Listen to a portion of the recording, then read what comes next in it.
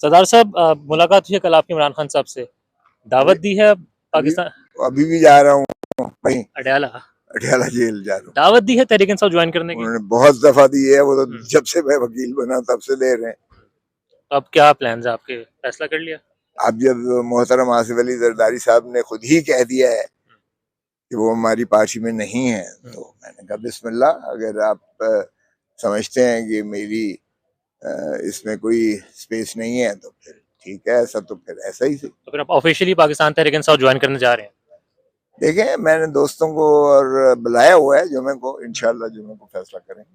और फैसला chances Tehreek Insaf joining के ही हो रहा है जुम्मे के रोज, ज्यादा इम्कान यही है। और फिर इलेक्शन भी लड़ेंगे आप पाकिस्तान तहरीक इंसाफ के टिकट पर? नहीं, वो अभी तो मेरा कोई ऐसा इरादा नहीं है, क्योंकि इमरान खान की केसेस का फिर बहुत ज्यादा हर्ज होगा। अगर मैं इलेक्शन में शुरू हो गया तो फिर अदालतों की पैरवी जो है वो मुतासर हो सकती है। मुतासर होगी, हो सकती नहीं होगी यकीनन। तो फिर आपके बेटे जो समीर के हवाले से बात चल रही है कि वो शायद इलेक्शन लड़े पीटीआई के टिकट पर? देखें, ये फिर बेटों का माशाल्लाह बड़े हैं, वो खुद अपने फैसला करते हैं। अगर वो करेंगे फैसला तो बिल्कुल मैं उनके साथ हूँ। और सरदार लतीफ़ खान खोसा बीबी शहीद की पार्टी के आप मेंबर थे, बड़ा आपने उनके साथ काम किया और अब तहरीक इंसाफ ज्वाइन करने जा रहे हैं, वजह आपकी खास है तहरीक इंसाफ ज्वाइन करने की? देखिए, मैं हमेशा मजलूम के साथ रहा हूँ। दूसरी बात यह है कि मैंने हमेशा आइन की बालादस्ती, कानून की पासदारी, जमहूर की जो है इज्जत, जमहूरियत का फरोग और धरती माँ से प्यार किया है हमेशा।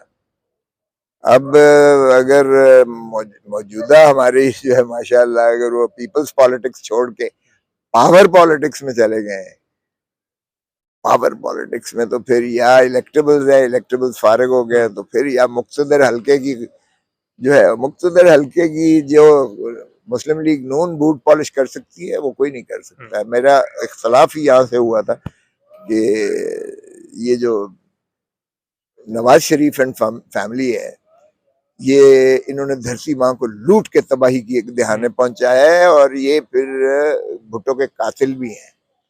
और भुट्टो के कातिल और बीवी की गंदी तस्वीरें इन्होंने जहाज से फेंकी थी, हम उनके साथ तो तसव्वुर भी नहीं कर सकते हैं चलना। और मैंने ये बहुत मेहनत की थी जरदारी साहब को कि खुदारा बिलावल को उसका वजीर न बनाए शहबाज शरीफ का।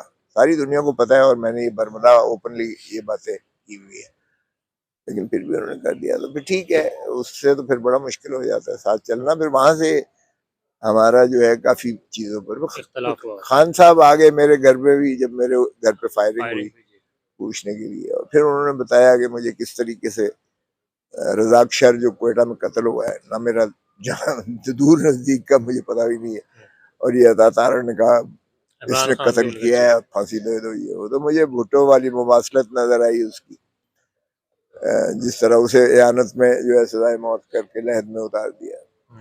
इसी तरह फिर जब साइफर वाला केस का भी हुआ तो वो भी भुट्टो की मुमासलत थी। भुट्टो को हेनरी किसिंगर ने धमकी दी कि एटम बॉम्ब बनाना बंद करो वरना तुम्हें इबरत का निशान बनाएंगे। हमने हेनरी किसिंगर या अमेरिका को तो कुछ ना कहा, हमने भुट्टो को फांसी लगा के उसको कब्र में उतार दिया। हम मोहसन कुश है अपनी कौम के, जो मुल्क की मोहसन है जिसने एटम बॉम्ब दिया, हमने उसको फांसी दे दी।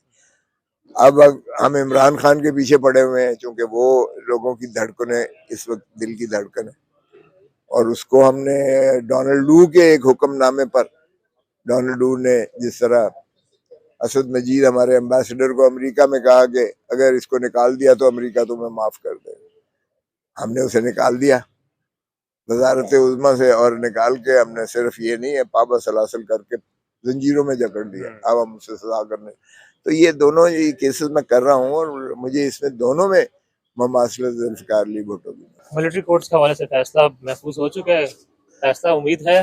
नहीं, फैसला तो ये इंटरम ऑर्डर की बात हो रही है, इंटर कोर्ट अपील उन्होंने की है, और मेरा एतराज ये था कि जस्टिस सरदार तारिक मसूद जो हेड कर रहे थे बेंच के, वो उस 9 मेंबर के बेंच जो तश्कील दी थी चीफ जस्टिस उमर अता बंदयाल साहब ने, उसमें वो उनको भी रखा गया था।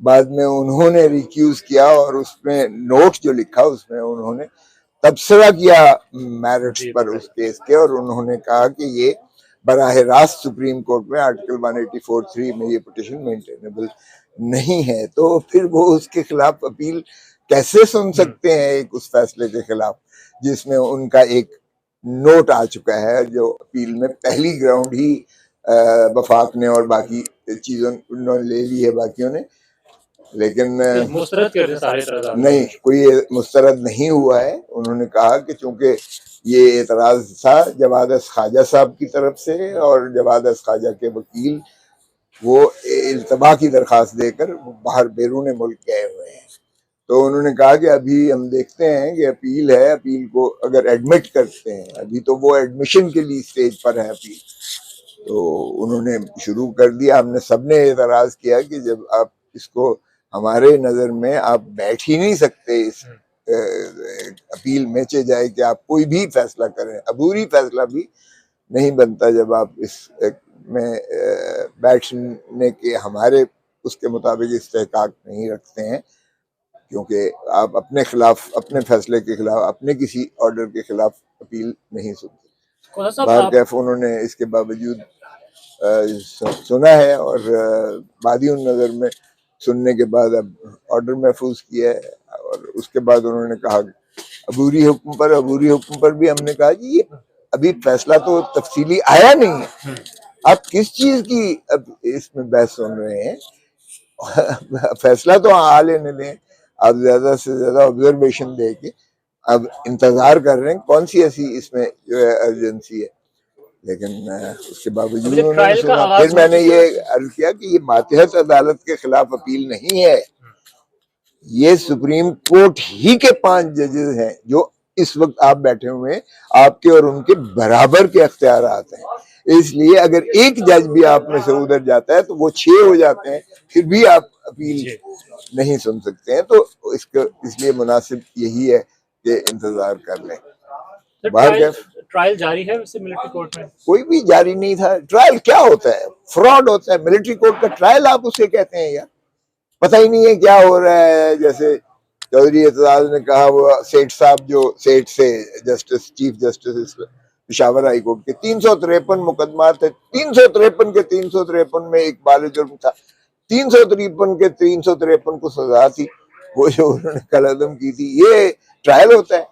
ओ भाई, ये कर्नल या मेजर जनरल सुनता है, जो मातहत है वो हाई कोर्ट के सुपरविजन और कंट्रोल में नहीं होता है, वो अदालत का लिबादा पहने हुए ही नहीं है। अदालत उसको कहना ही जो है वो मैं समझता हूँ अदलिया के साथ जुल्म है। तो इसलिए आर्टिकल 201 आइन में बड़ा अदालत की तारीफ की गई है, वो उसके दायरे में नहीं आता। सर, कोर्ट का फैसला आ चुका था, उसमें बस आखिर में ये बता दें सर कि कोर्ट का फैसला आ चुका था, तो क्या जो सिविलियंस थे मिलिट्री कोर्ट्स वगैरह में, जो मिलिट्री के उसमें थे, नहीं दिया, ये नहीं दिया। यही तो अलमी है कि अदालत के फैसलों को भी नहीं मानती है सुप्रीम कोर्ट। अभी भी उन्हीं के पास है।